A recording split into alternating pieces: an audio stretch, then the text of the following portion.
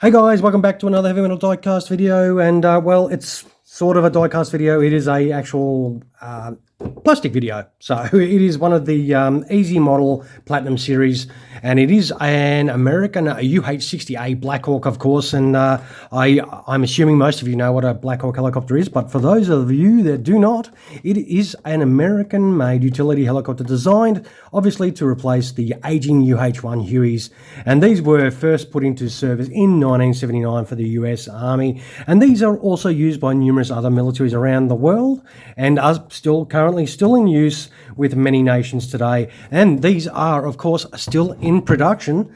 And as of 2023, there have been around 5,000 of these helicopters made.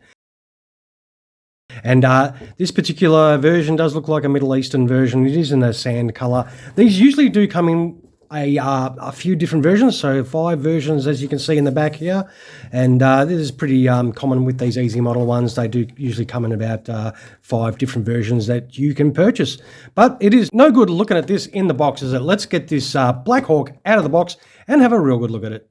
And this, of course, is how it pulls out of the box. It does come with this little card in the back of the box that does show the instructions of how to put the rotor blades on and that little bit of assembly, and we'll quickly have a look while it's on this sort of packet, so my sausage fingers do not get in the way and you can have a real good look at the finish.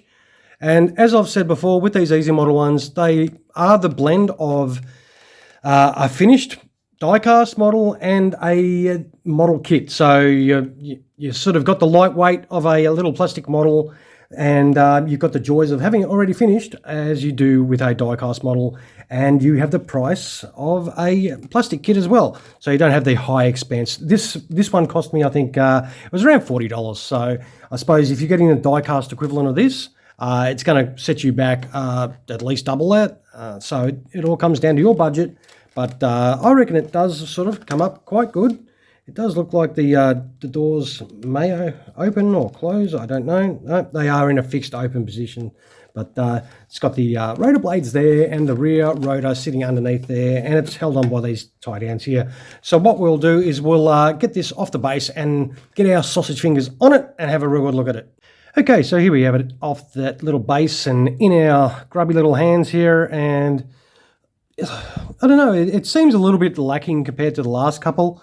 The last couple of Easy Model ones I thought were quite well made and seem to have quite a lot of detail. This one is quite plain, like as in for detail. There's not a lot of detail on here at all, and with not being able to shut those doors is a little bit disappointing as well.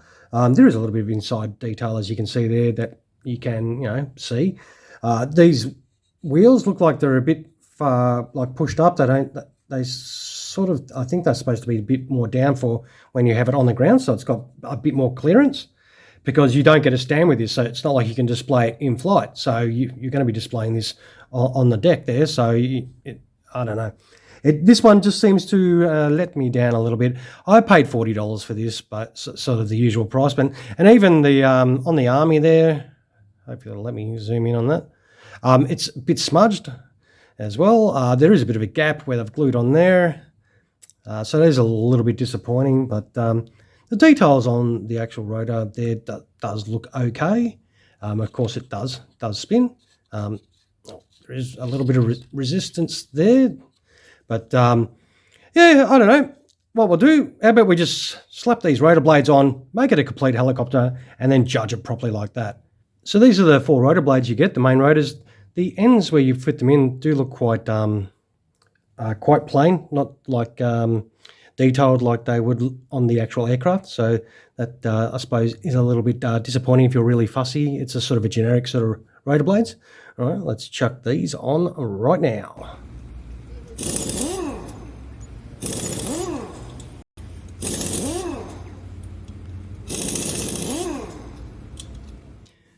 So here it is, all assembled. The rotor blades go on relatively straightforward. There is a bit of resistance in my one though, so like doesn't want to spin,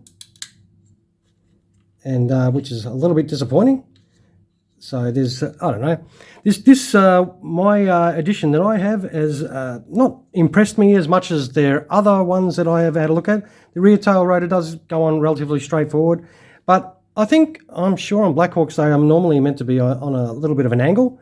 This is directly straight. So, and the other thing too, it sits there nicely, but I suppose if you go around playing with it, it just drops off.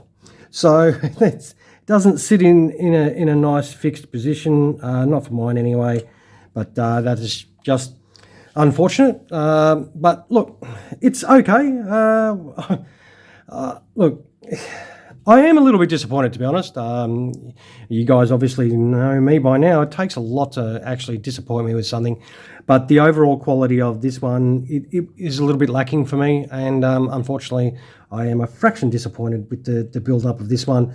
But the previous ones I've done, like that Huey and that the Russian helicopters, they have been really well built and really detailed and camouflaged nicely and put together quite well. This one, no, it seems to be a little bit half-assed and not as good a quality. I don't know, maybe this is an earlier one, who knows, but I do have a couple of more easy model ones, different versions, so it'll be interesting to see the quality of those ones compared to this standardized one. I got some Seahawks and stuff like that, so some Navy versions, and we'll have a bit of a look at those. Hopefully those will be a lot better, and this will just be a figment of my imagination.